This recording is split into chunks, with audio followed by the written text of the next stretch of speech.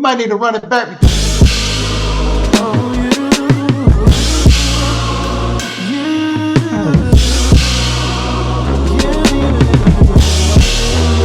What up, y'all? I'm so excited today because I get to explore two new plugins from Native Instruments, Halo Vox and Soulchoir. Now, you might be familiar with the guys who actually made these plugins, Sauce and Row, the two guys behind Glaze 1 and 2. I'm really excited because I gravitate towards sampling and flipping gospel choirs and records that have big vocals like that. So to have access to choirs like this through a plugin gets me really hyped. Today, I'm going to cook up a fresh track using Halo Vox and Soulchoir, and at the end of the track, I get to actually jump on a call with Sauce and Row and show them what I've made. So let's get straight into this and explore these plugins and see what I can come up with.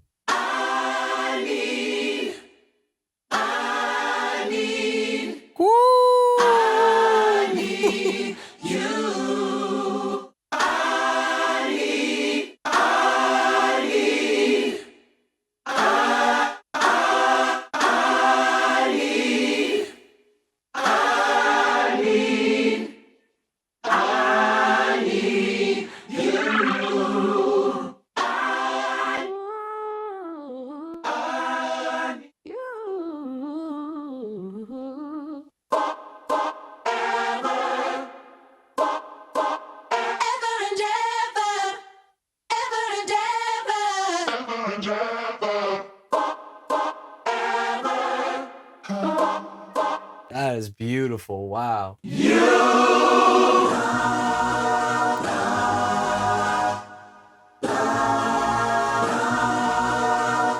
Whoa. Oh, you.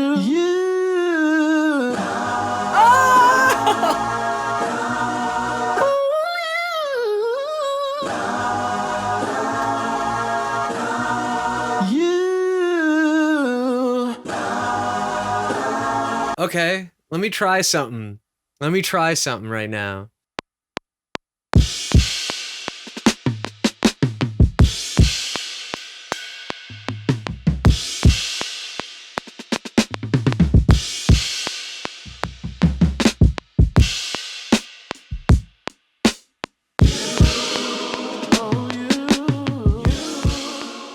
Leap Soulchoir comes in 10 different kits in the Leap format, with multiple keys mapped to different melodic stems that can be played together without being choked. Smart keys are pre-mapped to creative effects like stutters, bit crushers, delays, and so much more to really experiment with the sound.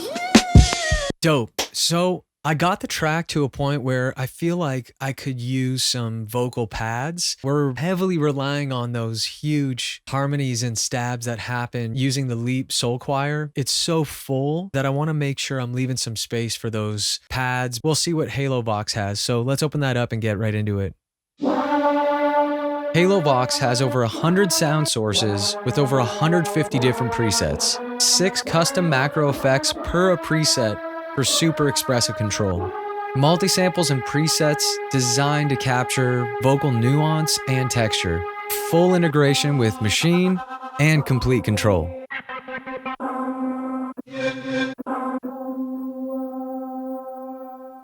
Ooh.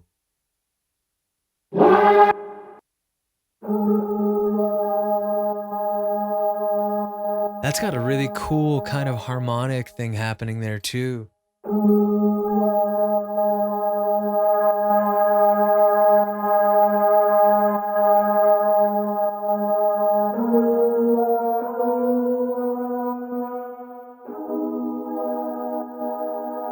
Oh, that's sick. It kind of does. Ooh, ah.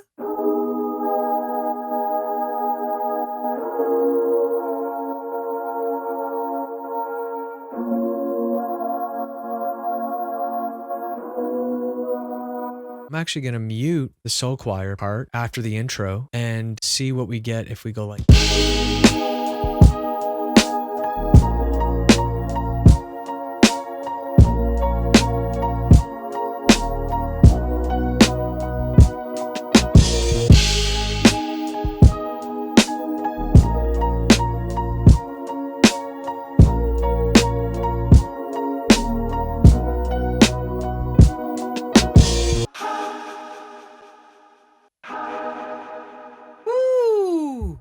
little sauce knob is sick. Like,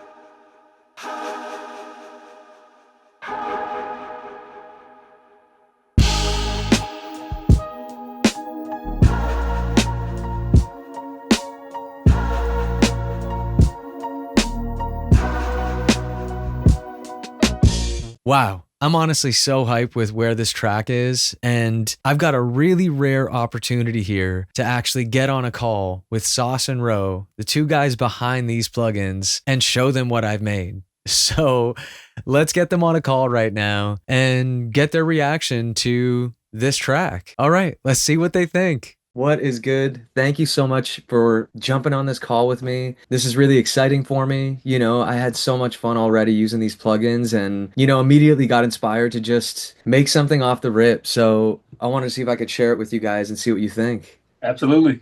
All Let's right. do it. Sweet. Let's get it.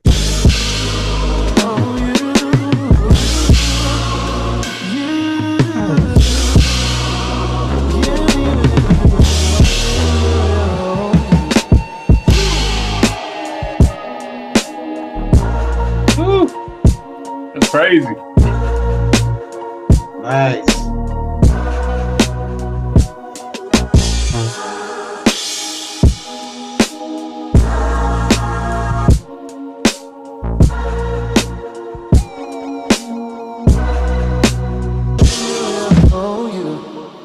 Oh my God. I took Yes. part with the fills Yes. at the end, man. I'm listening to it now. I'm like, bro. Somebody's a Wow. drummer. Somebody over there is a drummer, man. I know maybe I got too caught up with the fills, but it just felt right with the choir. I'm glad you guys dig it, man. It means a lot for sure. I'm glad. You Like, did your thing. thank you, thank you. After hearing it like that, is this kind of how you guys envisioned it being used when you were starting the process of actually making this? Yeah, absolutely. Yeah. Like we wanted to bring like a soulful energy, of gospel choirs into production and adding instant emotion and depth from, live voices. It does Nailed it. it. It does it. It's so real. It's so um for lack of better words, it's so human. It feels really, as much as I'm like triggering it on a keyboard or the pads, it feels really human as I'm Yeah. putting it into the track. And I think that's what makes it really special.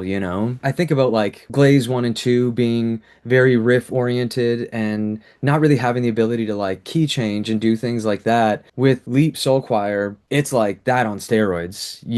And Yeah. Yep. when you guys were approaching this, how did you even think about like, okay, we need to retain the authenticity of a soul choir, but also make it accessible for someone to just like play it on a keyboard and it come out sounding like, their people are in the room with you. What was it like that kind of made it that way for you guys? It was kind of like trial and error. Like we would try to create stuff with those sounds ourselves, Yep. in our DAW. Yeah. And we figure if we can make it work for us in our production, then other producers will want to use it like that as well. Yeah, absolutely. Yeah, so it was just a lot of trial and error, and the original theme was kind of inspired from the group 10cc song they did that had the vocal pads underneath the whole song. Yeah. And yeah, so we just kind of took that idea and applied it to today's music. Yeah, that's incredible because I mentioned how it feels like there are people in the room with you when I'm doing this. It really feels like you guys were in a studio with a bunch of singers, and I was able to make a whole track from basically those two plugins. But it also feels like because of the key change ability and the flexibility within those little like the pre-map macros, how you can just shift something and make it sound warbly or more bit crushed, or Yeah, possibility with that, it feels like it's not only going to be a tool for, instant inspiration, but also finishing tracks. Was Yeah. that kind of your guys' intention with those plugins? Yeah, for the most part, it was.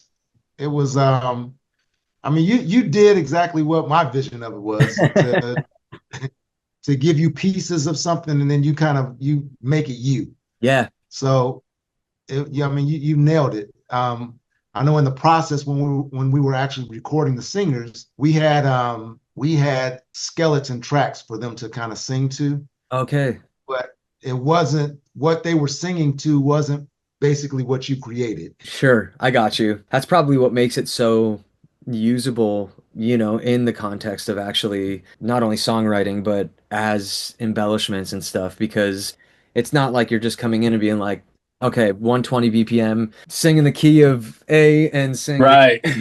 like you're writing a piece for them to almost write a full top line to, and then actually stripping everything else away.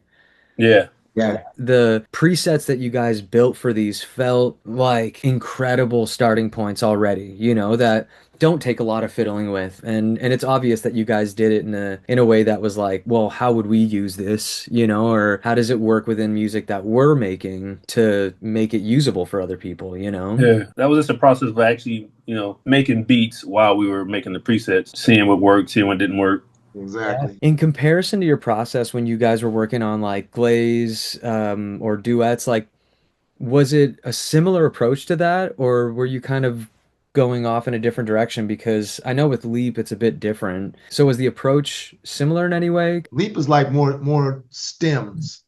Yeah. Something that we create. So, and the Halo Vox is more, where you're playing with pads and chords and all that stuff. But the other one, that's creating something and basically having stems for people to create off of. Yeah, man. Great job. Great job, man. You killed it. I'm super impressed. Yeah, I really appreciate it, you guys. Well, listen. Man, since you guys send us that track, man. We can get some vocals on it. All right. Take care, man. See you. Peace. All right, y'all. So that about wraps it up. What an amazing conversation with Sauce and Ro. I honestly feel so grateful that I got to spend that time with them and chop it up. I'd love to know what you think of the track I made today. Let me know in the comments. How would you use Halo Vox and Soul Choir?